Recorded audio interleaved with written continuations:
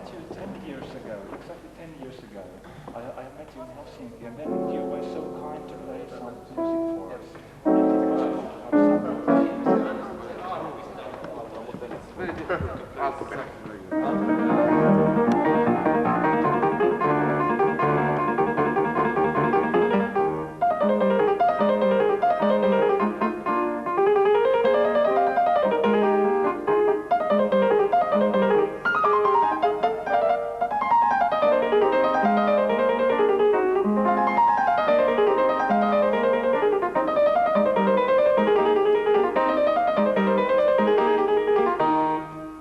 Is that enough? Yes, thank you so much.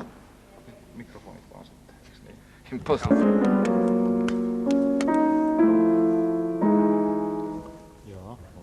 That was almost Gershwin. That was almost Gershwin. Yes. Could be anything. Yes. First of all, thank you very much for giving us this time between your rehearsal. No problem. Thank you. You visited Finland many times, and you even have a summer cottage here Yep. in Rantasalmi. Yes, right. Do you often visit it, or? I go every year for a few days. This time, I think I'm coming on the 30th of June for about 10 days, I think. Where did you have an idea of buying a summer cottage in Finland? Why? Yes. Well, there are many things sort of combined and interrelated. First of all, Finnish nature is very much like Russian nature. All the forests and lakes and rivers is just like I remember in my childhood.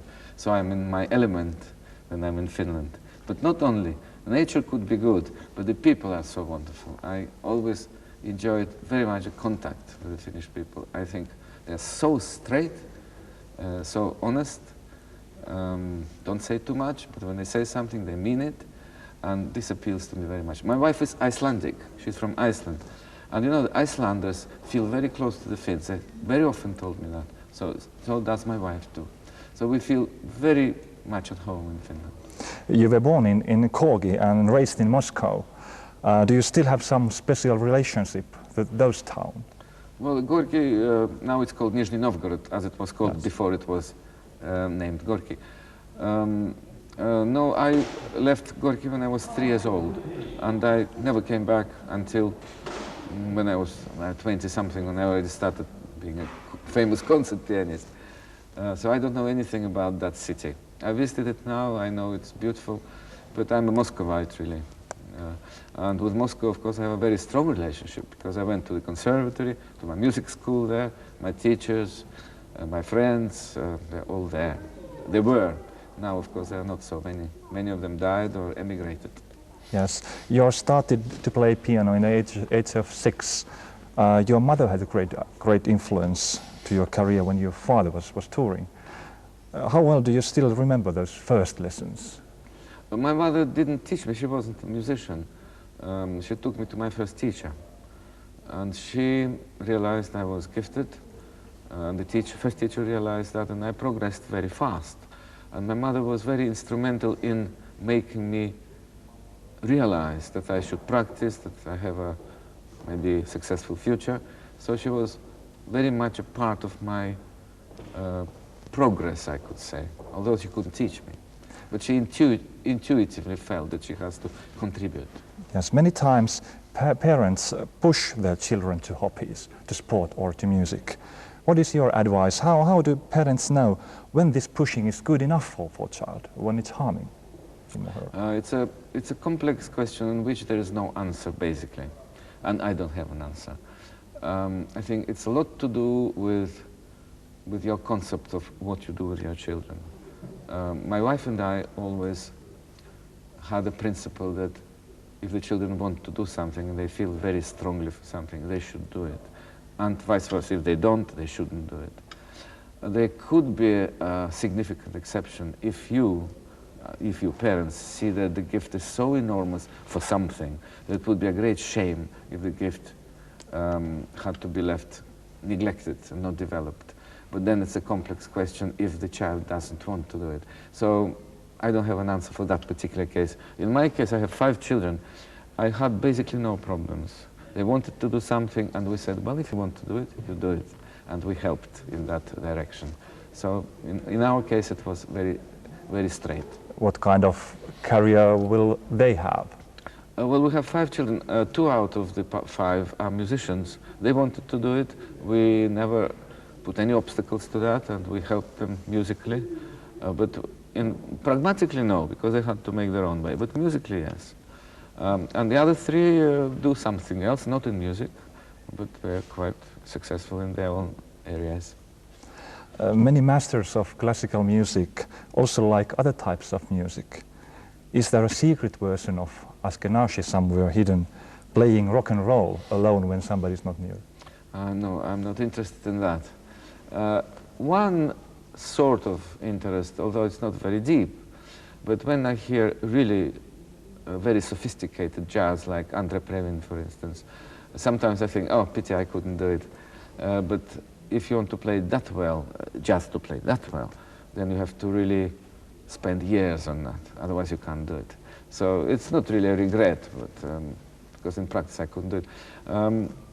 Otherwise, music like rock and roll or pop and things like that don't touch me at all, so I'm quite indifferent to that. You are soon 66 years old, after a couple of weeks. Yes, that's right. Some of the most famous pianists have given concerts even in their 90s. What are your plans? Still playing and conducting for the next 30 years? Oh, I don't know. Life is unpredictable. To play, is, of course, is a more exposed activity. So one never knows whether coordination, whether the fingers and the physical challenges are possible to overcome. Conducting is, of course, as you know, it is basically music making with gestures and with what you have inside. So in that sense, it's it is in a way not more appropriate, but I think it's doesn't have so many immediate problems when you're getting old. If you communicate what you want to communicate, the great musicians around you do it. You don't have to play a musical instrument, you see. That's a great, great difference. People never should forget that. But I hope I can conduct for a very long time and to play also for a long time, but how long, I can't say. Well, you never know. You never know. Thank you so much for this time. We won't disturb you anymore. No problem. And we are so grateful for this. No problem. Could it be possible for... Yes, sure. Of course. Which I just today bought. Oh, that's very sweet of you. You're very sweet of you. What is your first name? Tomi. Tomi. T-O-M-I. Tomi. Tomi. And last name? Lindblom. Lindblom. Lindblom. Just Blom. O-M. Yes. O-M.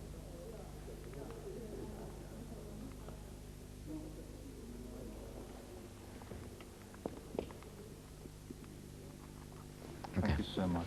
I also have this kind of a guest book of Just mine, to sign, just yeah? to sign, yes. Okay. If it's possible. Sure. Just here? Yes, please. Okay. First page. That's a Yes. new book. That's a new book.